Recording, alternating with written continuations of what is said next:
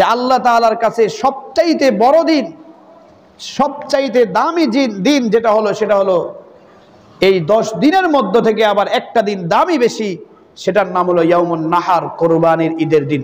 সুবহানাল্লাহ। এই 10 দিনের মধ্য থেকে আবার আরেকটা দিনকে আল্লাহ রাসূল দামি বলে দিয়েছেন, সেই দিনটার নাম হলো কোরবানির ঈদের দিন। যে দিনটাকে বলা হয় ফরজ নামাজের পরে, ফরজ ইবাদতের পরে, ওই দিনের মধ্য থেকে সবচেয়ে বড় আমল হলো আল্লাহর জন্য রক্ত প্রবাহিত করা, আল্লাহর জন্য কুরবানি করা। এই আমলটা হলো এই 10 দিনের এই আমলটাই হলো আল্লাহর কাছে সবচেয়ে দামি আমল ফরজ বিধানের পরে, অর্থাৎ নামাজের পরে। তার মানে বোঝা গেল কুরবানির চাইতেও দাম বেশি কার? বুঝেন নাই? নামাজের। কুরবানির চাইতে দাম বেশি কার? অতএব নামাজ না পড়ে আপনি কুরবানি করবেন আর বড় আনন্দের সাথে বলবেন আমি কুরবানি করতেছি, বড় ইবাদত করতেছি, আর নামাজ আপনার চলে গেল, জোহর চলে গেল, আসর চলে গেল, মাগরিব ক্লান্ততে চলে গেল, এশা ঘুমে চলে গেল, এই কুরবানির দাম নাই।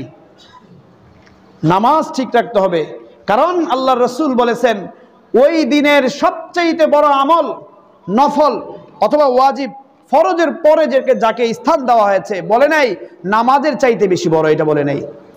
বলেছেন ফরজ ইবাদতের পরে যে ইবাদতটা সবচেয়ে বেশি দামি সেটা হলো কোরবানি। সুতরাং কোরবানির চাইতে ফরজের দাম অনেক বেশি, এই জন্য ফরজ তরক করা যাবে না, আমার নামাজ তরক করা যাবে না। ভাইরা আমার, এই 10 দিনের কাজ কি করণীয়?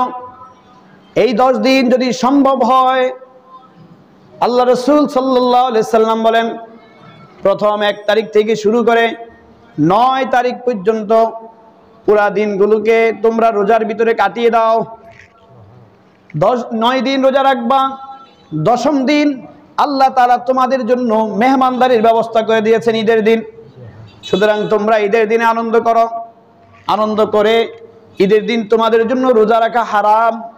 ওই দিন তোমরা গরু জবাই করবা, কুরবানি দিবা, আমার পক্ষ থেকে আমার জন্য কুরবানি দিবা, ওই গোশতের মালিকও আমি আল্লাহ তোমাদেরকে মেহমানদারি হিসেবে তোমাদেরকে তা খাওয়ার জন্য অনুমতি দিয়েছি।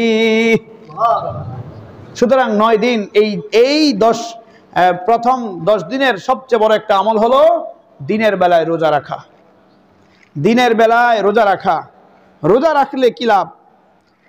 রোজা রাখলে এক হাদিসে আছে যে ব্যক্তি এই 10টা দিন ইবাদত করবে, আল্লাহ রাব্বুল আলামিন তার ওই দিনের ইবাদতগুলোকে 1 বছরের ইবাদতের সওয়াব তার আমলনামায় লিখে দেওয়া হবে।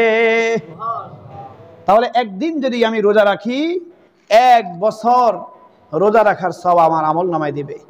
2 দিন রাখলে 2 বছর রোজা রাখার আমলনামার সওয়াব আমার আমলনামায় দিবে।